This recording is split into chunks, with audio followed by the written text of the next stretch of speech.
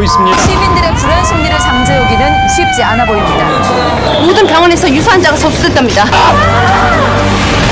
치료제가 쓰고 없어요.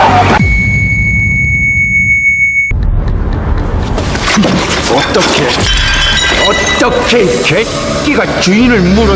저 박성배가 만들어 보겠습니다. 얼마면 됩니까?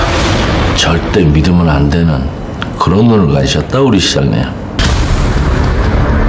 인간이라는 동물은 아니다. 강력한 누군가가 자기를 리드해 주기를 바란다니까. 놈들 멈출 생각이 없는 것 같습니다. 그래 사살인마 사살. 아지가 무슨 왕이야 왕? 전 누가 이놈 자식아 이대로 두면 안 됩니다. 실패하면 반역, 성공하면 혁명 아닙니까?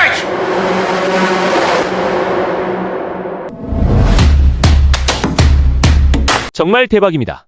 여러분은 아셨나요? 이 모든 영화가 한 사람의 감독이 만든 작품이란 걸. 한 사람의 영화가 이렇게 자꾸 현실을 예언해도 되는 걸까요? 2013년 전염병이 퍼지는 도시, 2016년 부패한 권력과 뒤엉킨 정의, 2023년 계엄령과 쿠데타. 하지만 이건 단순한 우연이 아닙니다. 그는 언제나 시대보다 반발짝 앞에 있던 사람이었고 그가 만든 영화들은 늘 우리 사회의 한 조각을 먼저 비추고 있었습니다.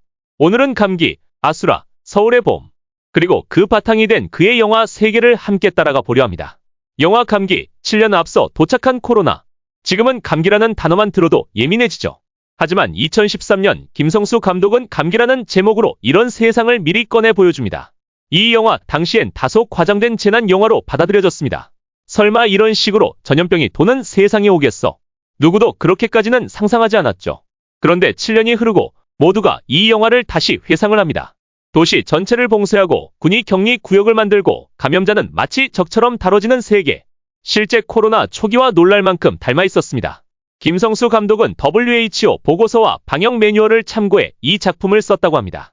단순한 SF가 아니라는 걸 증명한 셈이죠. 이 장면은 그 당시 영화니까 있을 수 있는 상황이었지만 코로나 때를 생각하면 당연한 모습입니다.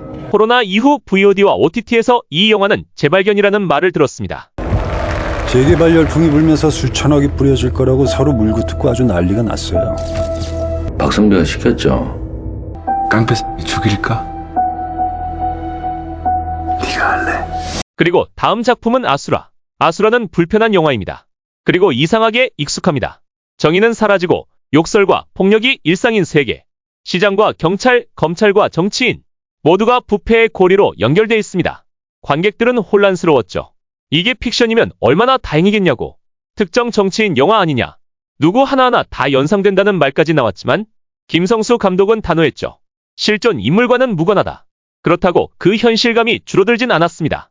정우성, 황정민, 곽도원, 주지훈 배우들의 눈빛과 말투 너무 날 것이고 너무 생생했습니다. 그리고 이 영화는 그렇게 탄생한 겁니다. 현실과 픽션 사이 그 경계선 위에서 당시 흥행은 손익분기점 언저리. 하지만 시간이 흐르며 컬트 명작이라는 평가를 얻었죠.